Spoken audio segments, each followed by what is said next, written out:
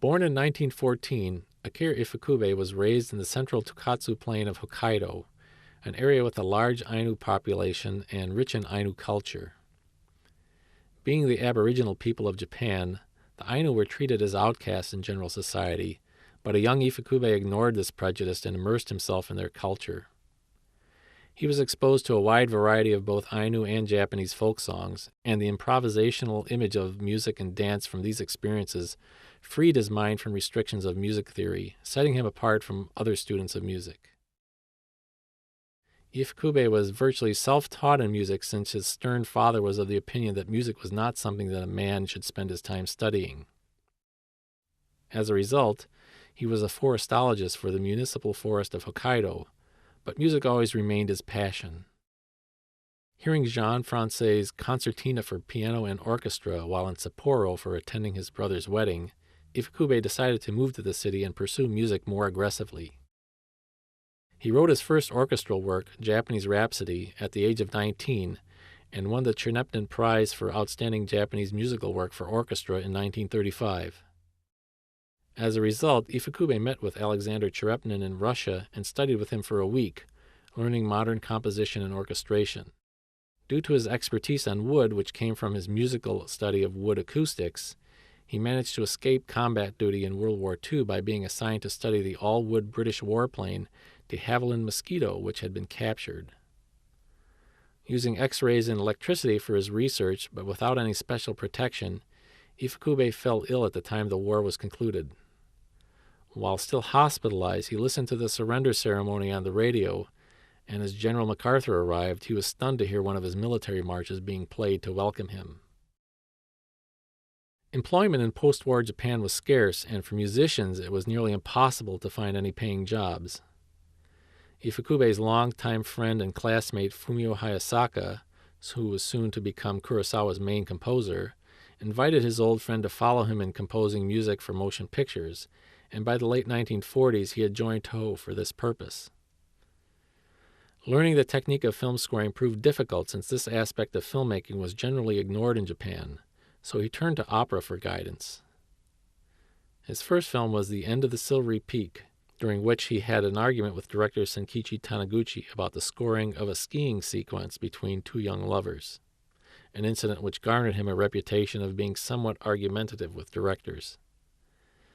Indeed, in his only experience with Akira Kurosawa, the two strong-willed men clashed severely during the making of the appropriately named Quiet Duel. But Ifukube persevered. When he was asked to score Godzilla in 1954, many of his contemporaries were against taking the job and also advised him to decline owing to the great difficulty of the subject matter and fear of being typecast. Instead, Ifukube embraced the challenge and created a score which not only held its own against Honda's stark and powerful images, it actually enhanced them and magnified the film's impact. A prolific source of film scores, Ifukube worked for all of Japan's major studios, though predominantly for Toho, scoring as many as 16 films per year. His repertoire was diverse. In addition to monsters and science fiction, he could handle drama as well as action, and he tackled critically acclaimed pictures such as The Harp of Burma, Chirshingura, and Sandakan 8. In addition to writing music for more than 200 feature films, he also did limited work on television, a medium which he always felt to be too small for his music, as well as stage and radio dramas, all while building an impressive body of classical composition. He retired from film scoring in the late 70s to pursue teaching. Concerned that his music would seem outdated, he repeatedly turned down a steady procession of people who tried to get him to resume scoring for the revival of Godzilla, which began in 1984. After Godzilla vs. Biollante, his daughter told him, "No matter how hard you try to escape Godzilla films, they always use your name and melody lines, so why don't you just do the next one yourself?"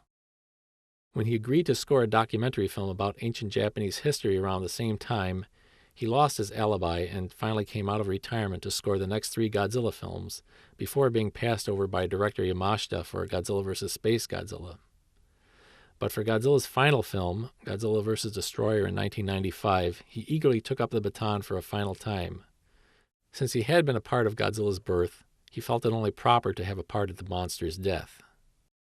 Ifukube has described his unique scoring style as ostinato, which is the repeated use of a short motif, such as in bolero, typical of the Japanese and Ainu folk music which influenced him as a youth.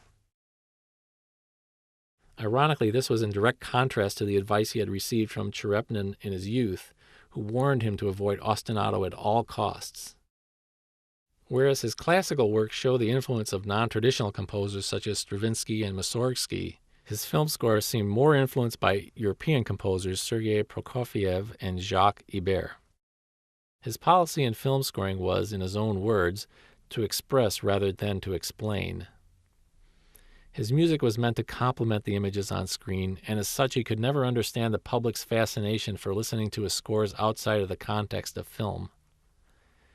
Ifukube always leaned towards economy in writing film music, both in the number of themes and the total amount of music. In contrast to most composers, he was bold enough to admit that sometimes silence was much more effective than music. The conditions under which Ifukube scored films would be all but incomprehensible to Western film composers. The typical time which he was given to write a score was 3 to 4 days, and barely that much again for recording and mixing, a limitation which Ifukube himself described as very frustrating. Because he always operated on a small budget and recording studios were small to begin with, Ifukube had to write his scores for small orchestras, which in turn influenced his choice of instruments. Especially for monsters, he needed a large sound, even if the number of players was small, so he favored low sounds like contrabass. Strings were his preferred instrument of expression, but often brass and percussion were needed to add power. At recording sessions, Ifukube was a firm believer in a technique that most composers shunned. He wanted the orchestra facing the screen to see the images they were playing to.